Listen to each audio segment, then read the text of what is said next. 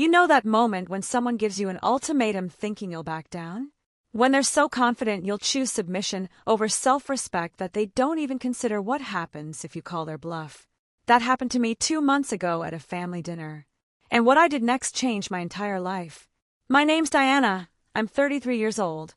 And 2 months ago my husband gave me an ultimatum in front of his entire family, apologized to his sister for something I didn't do, or leave his house. So I stood up, walked over to him, and did something nobody, including me, expected.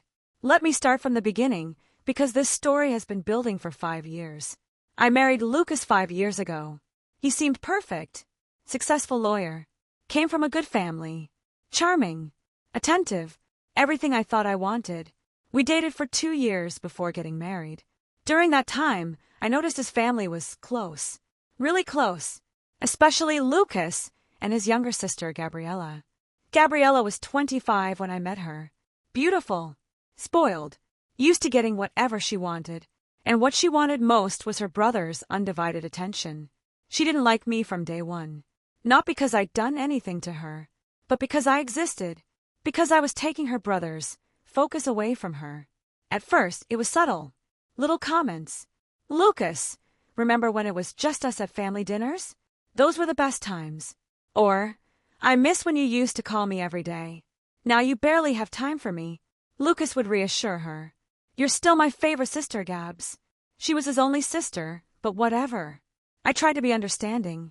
They were close. That's nice. Healthy, even. Sibling bonds are important. But Gabriella took it to another level. She'd call Lucas at all hours. 2 a.m. because she was upset about something. During our date nights because she needed advice. On our anniversary because she missed him. And Lucas always answered. Always. She needs me, he'd say. I'm her big brother. I can't let her down. When we got engaged, Gabriella threw a fit. You're getting married? But what about me? Who's going to take care of me? She was 26. Not 12. But Lucas treated her like she was a helpless child. I should have seen the red flags then. But I was in love. And I had no idea that Gabriella's jealousy was about to turn into something much darker. Especially after we moved into his house. When Lucas and I got married, we moved into a house that Lucas had bought 2 years before we met. He'd purchased it with money from his law firm bonus. It was in his name, his mortgage, his property, but it became our home. I contributed to the mortgage payments, about $1,800 a month, which was half. I paid for groceries, utilities, furniture. I decorated it. I made it a home, but Lucas always referred to it as my house. Not our house. My house. Honey, can you pick up something from my house on your way home? I'm having some work done on my house next week.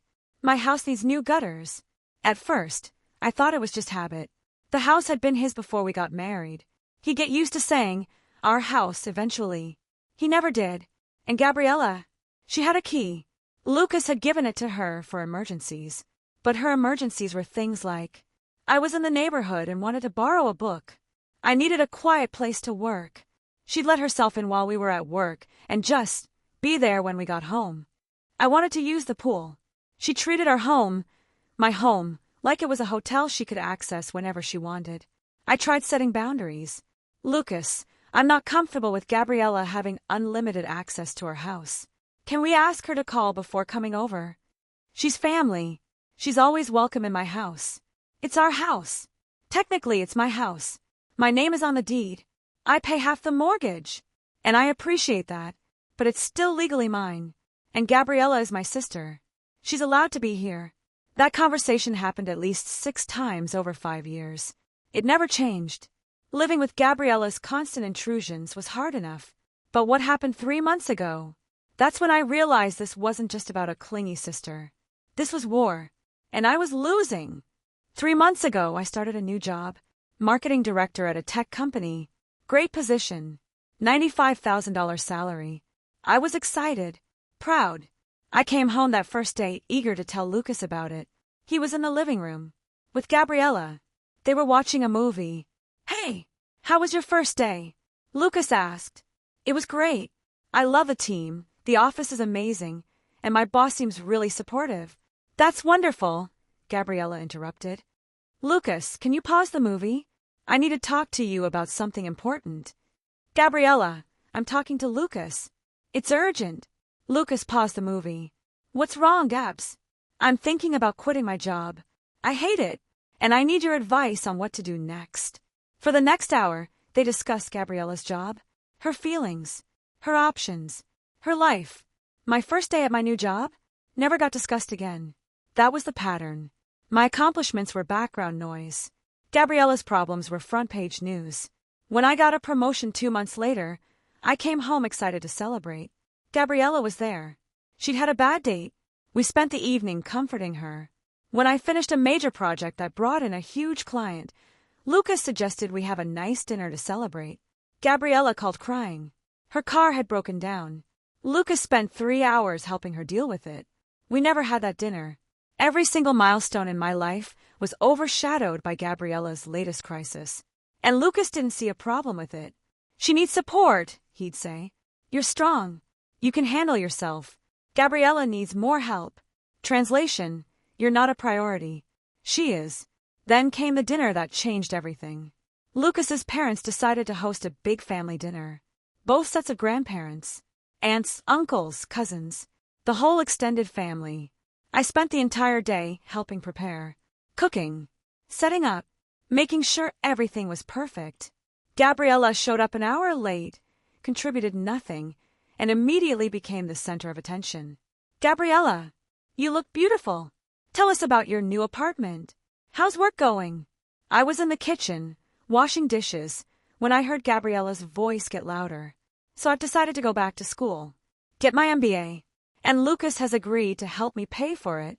I froze. Lucas was going to help pay for her MBA. We'd never discussed this. We had joint finances. Major expenses were supposed to be joint decisions. I walked into the dining room. Lucas, can I talk to you for a second? Now. We're in the middle of. It's important. He excused himself. We went to the hallway. Did you agree to help pay for Gabriella's MBA? I asked quietly. She mentioned it a few weeks ago. It's not a big deal. How much? I don't know. Whatever she needs. Lucas, MBA programs cost $100,000 or more. That's a huge financial commitment. We should have discussed this together. It's my money. It's our money. We're married. We have joint accounts. And that's when Gabriella walked into the hallway. What she said next. That's when I realized she wasn't just a spoiled sister. She was deliberately trying to destroy my marriage. And she was winning. Is there a problem? Gabriella asked sweetly. Diana's upset that I'm helping you with school, Lucas said. I'm not upset about helping. I'm upset that it wasn't discussed with me first. We're married. Financial decisions should be joint. Gabriella rolled her eyes. God, Diana, you're so controlling. Lucas is allowed to help his family. I'm his family too. Barely. You've been around for 5 years. I've been his sister for 28 years. He's my brother. Not yours. That's not how marriage works. Maybe in your world, but in ours, family comes first. Real family. Blood family. Not some woman who happened to marry in. I looked at Lucas, waiting for him to defend me, to correct her. He said nothing. Lucas, I said, are you going to let her talk to me like that? She's just upset. I don't care if she's upset. She just said I'm not real family. Gabriella laughed. Because you're not. You're temporary. Wives come and go. But I'll always be his sister. Lucas, say something. He sighed. Diana, can you please not make a scene? It's a family dinner. She's making a scene. She's being incredibly disrespectful. You're being too sensitive. Too sensitive? Lucas, your sister just said I'm temporary and not real family, and you're defending her. Gabriella smirked. She knew exactly what she was doing. We went back to the dining room. I was fuming, but I tried to keep it together. For the sake of the family gathering. Then Gabriella made her move. Dessert was being served. I'd made a cheesecake, my grandmother's recipe. It had taken hours. Gabriella took a bite. Made a face. Ugh, this is way too sweet. Who made this? I did, I said. Oh, well, no offense, but it's not very good. Kind of tastes like store-bought. It was homemade, from scratch, with expensive ingredients. I think it's delicious. Lucas's grandmother said. Really? I think it's gross. Diana, you should stick to your day job. Baking isn't your thing. I felt my face burn with embarrassment. The entire family was watching. Gabriella, that's rude, I said calmly. I'm just being honest. You're always so sensitive. There's a difference between honesty and cruelty. Maybe you're just too insecure to handle criticism. Okay, wait. I need to know what you would do here. Drop a comment right now. Would you have stayed calm? Where are you watching from? Because what happened next was insane. Gabriella, you've been criticizing me all night. My cooking. My presence in this family. My marriage to your brother. Why do you hate me so much? I don't hate you. I just think Lucas could have done better. Gasps around the table. I looked at Lucas. Are you going to let her talk to me like this? Diana, she's just... What? Just being honest. Just being Gabriella. When are you going to stand up for your wife? Don't attack him, Gabriella snapped. This is between you and me. No, it's between me and Lucas. Because he's choosing to let you disrespect me in front of his entire family. Lucas stood up. His face was red. Diana, you're making everyone uncomfortable. I'm making people uncomfortable? Your sister has been attacking me all night. You're being dramatic.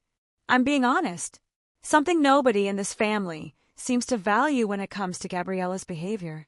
Lucas's jaw clenched. Apologize to my sister. For what? For attacking her.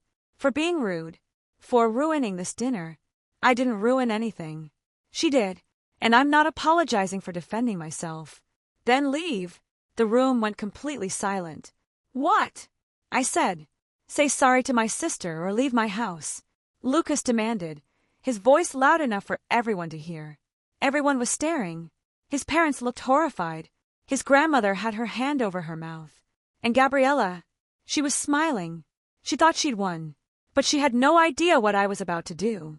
I stood up slowly, calmly. Every eye in that room was on me. I walked over to Lucas, stood right in front of him. He looked smug, like he'd won, like I was going to cave and apologize just to keep the peace. I smiled at him. You want me to leave your house? Yes. The house that I pay half the mortgage on? The house that I've furnished and decorated and maintained for 5 years. It's my house. My name is on the deed. You're absolutely right. It's your house. I turned to Gabriella. And you're right too. I'm not blood family. I'm just the woman who married in. The temporary one. I looked back at Lucas. So here's what's going to happen. I'm going to leave. Tonight. And you and Gabriella can have your house and your codependent relationship and your perfect little family dynamic without me ruining it. Diana, Lucas's mother started. I'm sorry, I said to her. You've been nothing but kind to me. But I can't stay in a marriage where I'm constantly told I don't belong, where I'm not defended, where I'm treated like an intruder in my own home. I picked up my purse, started walking to the door. Wait, Lucas said. He suddenly looked panicked. You're actually leaving? You told me to. I didn't think you'd actually... What? Actually respect myself? Actually have boundaries? You gave me an ultimatum, Lucas. And I'm choosing me. I walked out that door. But this story doesn't end there. Because what happened over the next 48 hours, that's when Lucas realized exactly what he'd lost. And what Gabriella had really cost him. I drove to my best friend Kayla's house. Told her everything. She let me stay in her guest room. That night, Lucas called 17 times. I didn't answer. He texted, Diana, come home. We can talk about this. I texted back. You told me to leave your house. So I left. I'll be by this weekend to get my things. I didn't mean it. Yes, you did. And I'm taking you at your word. The next day, I called a lawyer. Started divorce proceedings. Lucas showed up at Kayla's house. Diana, please. Let's talk about this. I made a mistake. You made 5 years of mistakes. Prioritizing Gabriella over me. Treating me like a guest in our home. Letting her disrespect me without consequence. Last night was just the final one. I'll fix it. I'll set better boundaries with Gabriella. It's too late. It's not too late. We're married. We can work through this. You told me to apologize to the woman who's been making my life miserable for 5 years or leave. In front of your entire family. That's not something you work through, Lucas. That's something you end. His mother called me. Diana, I'm so sorry about what happened. Lucas was completely out of line. I've talked to him about how he handled things. Thank you. But this has been building for 5 years. It's not just about one dinner. I know. I've seen how Gabriella treats you. I've talked to Lucas about it before. But he's always been blind when it comes to her. That's the problem. He's married to me, but he's devoted to her. I can't compete with that. And I shouldn't have to. I understand. I just want you to know that I think you're making the right choice. You deserve better. 2 weeks later, Lucas signed the divorce papers. He tried to fight me on the house. Said since it was in his name, I wasn't entitled to anything. My lawyer laughed. You paid half the mortgage for 5 years. That's $108,000 in payments, plus improvements and furnishings. You're entitled to half the equity at minimum. We settled. I got $140,000. Enough for a down payment on my own place. Lucas got to keep his house, and Gabriella got her brother back full-time. I heard through mutual friends what happened after I left. Gabriella moved back in with Lucas to help him through the divorce. She's still living there 6 months later. Lucas's parents are furious. They've barely spoken to Gabriella since the dinner. Lucas tried dating. Every woman he brings around gets the same treatment from Gabriella that I got. None of them last more than a few weeks. He's alone, except for Gabriella, which is exactly what she wanted. And me. I bought a beautiful townhouse with my settlement money. All mine. My name on the deed.